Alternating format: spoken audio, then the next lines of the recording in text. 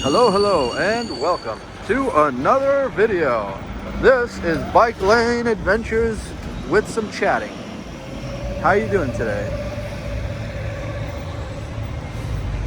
This is Wide Lens. This is the 16S. The great 16S. So the Sherman parts are all in. So I was watching some videos on how to do the Sherman work, and needless to say, it's much harder work than I expected it was going to be. I did have to order an additional couple of tools, and there were some warnings about shorting out your board exactly as I expected. But I was happy to learn the methods and ways to avoid that. So excited about that. Shout out to Duff, D-U-F, his channel. That's where I watched. He had an hour-long video, I think, doing Sherman's surgery. And I left a comment thanking him, and I expect to watch the video 2 or 3 more times first so I can really get a good feel for how that whole operation works and to avoid the pitfalls. It's exactly what I was looking for. I'm also hoping that E-Wheels did the same thing for me that they did for him, which is they put the new tire and inner tube and the new tire and inner tube on the new rim. So he didn't have to do any of that work to put the tire and all that stuff on the rim. Basically, it was all done already. He just has to put the rim on the motor. There's also the rim and motor magnet issue. And the way he did that seemed pretty cool. The way he got it off and the way he got it on for the new one. He just kind of hovered it over very carefully, and then it just, boom, just popped right on. And it looked extremely dangerous. And I remember someone else in the past in the Facebook group saying that they almost lost a finger from how strong the magnets were and how everything just connected very suddenly. So I think it was dying.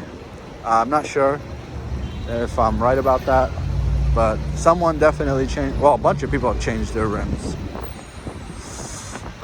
Yeah, so I was just gonna rush the process at like 9 p.m. one night. I'm like, hey, I want to fix my Sherman up. I'm just gonna do it now. It was like 9:30 p.m. and I was about to do it, and luckily everyone in the house was like, no, don't start that now. That's a whole can of worms, and if you do it now, there's gonna be parts everywhere, and it's gonna take a long time. Wait till you're fresh one morning. When you wake up one morning and you have the whole day ahead of you, and you're free the whole day, and just tackle it all at once and do it correctly.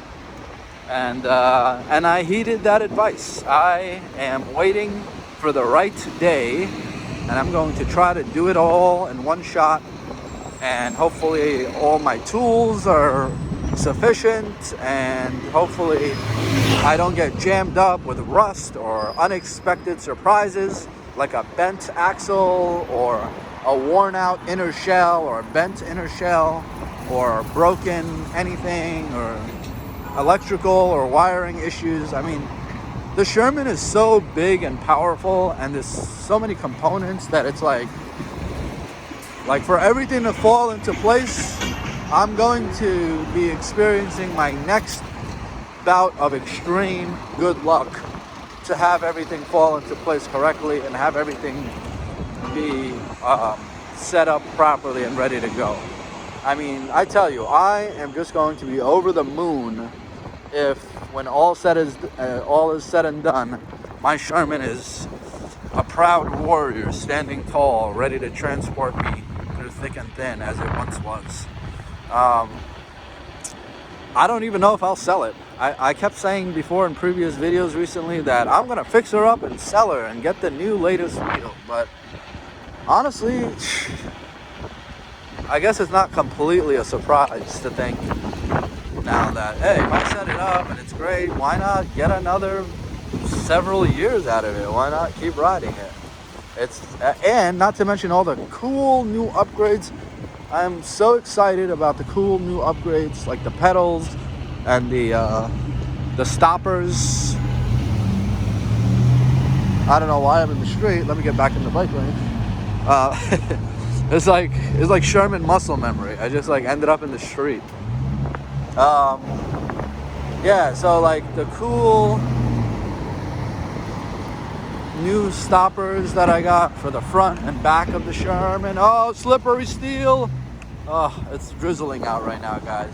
And my main concern is the lack of grip on the 16S tire and my shoes, which I don't want getting rained on.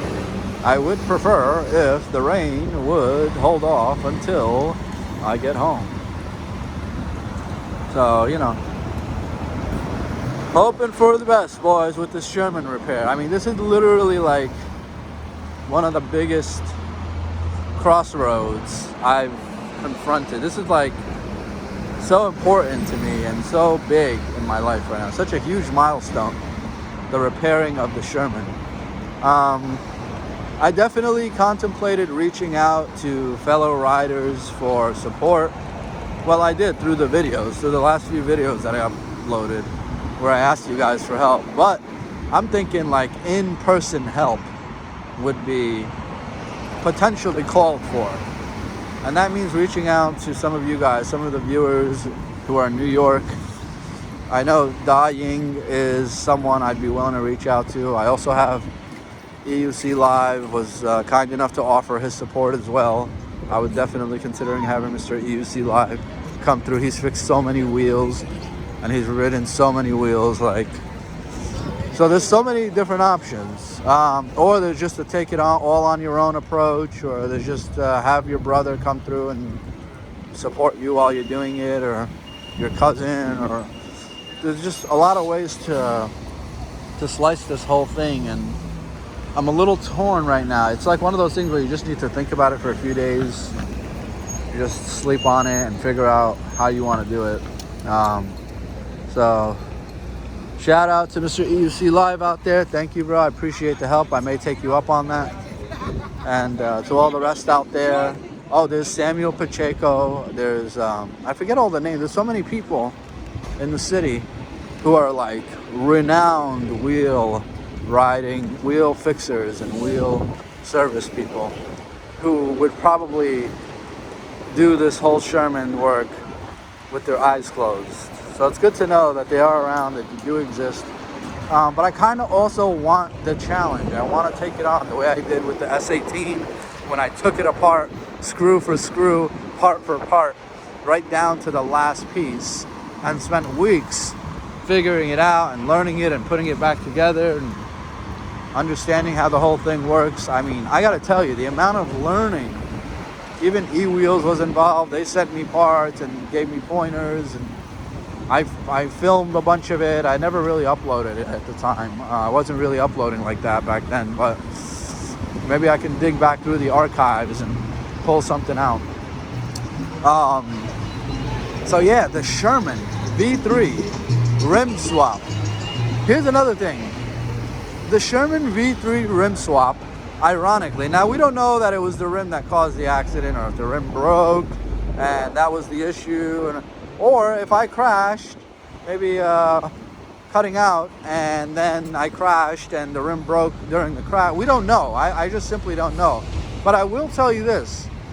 My cousin and I, when we ordered our Shermans way back when, back in June of 2021, well, actually, we ordered them way before that. We ordered them, I think, in January of 2021. And then we got them sometime around June. I could be off by a little bit here and there. But we definitely got them June 2021. And we spent weeks, if not months, deliberating about the rim. Would the rim break? I mean, so many guys were having their rims breaking at the time. And for me to be here over a year later with a shattered rim is just a strange, almost deja vu-esque scenario to be in. I mean, I can't believe I'm doing a rim swap. I thought I would ride my wheel carefully and this would never happen. I would never have to think about my Sherman rim. But here I am, not only replacing my Sherman rim, but replacing a whole list of parts in addition to the Sherman rim. So I can't believe it. It happened. My Sherman rim broke. Was I right? Was I wrong? What happened? I mean, Was the Sherman a huge death trap and I was a victim of it all along? Even though it took me over a year to get comfortable enough with it to ride it to the point where I could break the rim.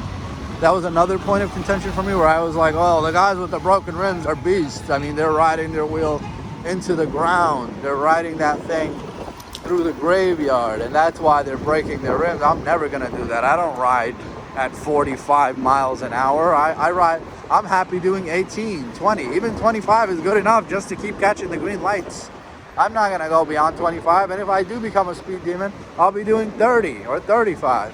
And here I am today, having crashed at 45 miles per hour, destroyed the wheel all around, ran that thing right into the ground, hurt myself pretty badly all around. Thankfully, not much worse. Thankfully, nothing fatal or anything like that. But all in all, I have a broken Sherman rim. And it is November 2022. So if, when I was buying my wheel and deliberating about the rim, a ghost of future calamities said, hey, in November 2022, you will hurt yourself on your Sherman, and you will have a rim that is in 6 pieces in dramatic fashion. It will be destroyed in the most grotesque manner imaginable. Pictures will shock and awe the community of that rim. I say, whoa, wait a minute, and I get hurt too? Yes, but we're not going to disclose how badly you'll get hurt. It could be very bad or not so bad. I'd be like, whoa, this really shakes things up, because I really had my heart set on the Sherman, and the Sherman is supposed to be the foolproof wheel, the safest wheel, the most powerful wheel, the wheel to end all wheels, where you don't have to think about wheels anymore.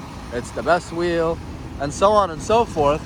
And then I'd be like, wait, so now you're telling me it's not even that anymore. Now I back to the drawing board. I mean, what wheel? Well, certainly back then, there were no other options. I mean, if it wasn't the Sherman, then it was really nothing. I mean, the EXN was pretty notorious for its own issues, but it was a great wheel. It was up there on the Sherman's level in terms of weight class and speed and all that, but people said it was asymmetrical, it felt wobbly, that it had a fire hazard potential, and I was like, definitely not getting that. And then there was other wheels at the time which just were not Sherman-esque. Sure, now there's a Sherman Max with a supposedly thicker, better rim, so there's that option, but that wasn't out for another year still. So what would I have done at the time? Waited for the Sherman Max? I don't know. Would I have just bought it anyway and hoped that the injuries were not too small? I don't know. Looking back, knowing that the injury was not too bad after all, I'm happy I did it, because I enjoyed being on the cutting edge of humanity's personal electric vehicle transportation society, which is a Sherman rider. I enjoyed being on that forefront. I enjoyed being basically invincible as far as getting around. I enjoyed the amount of fun I had riding the Sherman all the time. I enjoyed so much of it that I don't know that I would have traded all of that. So, something to ponder. Guys, thanks. Have a great day. I'll look forward to seeing all of you on some coming videos. I appreciate you tuning in to this one. And let me know your thoughts in the comments. How do you feel about Rimgate? Apparently it's still going on. Apparently we're not out of the woods yet. Rimgate with the Sherman is still alive and strong, I think. And so I don't know. Somebody say something. And here I am about to renew the Sherman and take it on for another bout. So like after another year of riding, where I do another 4,000 miles, do I then look at the rim again and just change it again? What do I do? I mean, it's a lot to think about. Or do I fix it up and get rid of it and hope a lighter, smaller, better rider for the Sherman takes it on, and then I can get a Sherman Max which has a better rim? Do I wait for another whole brand of wheels like the V13 Challenger? Yo. What's going on, man? My man. So there's a lot to consider here. See you guys soon. Have a great day.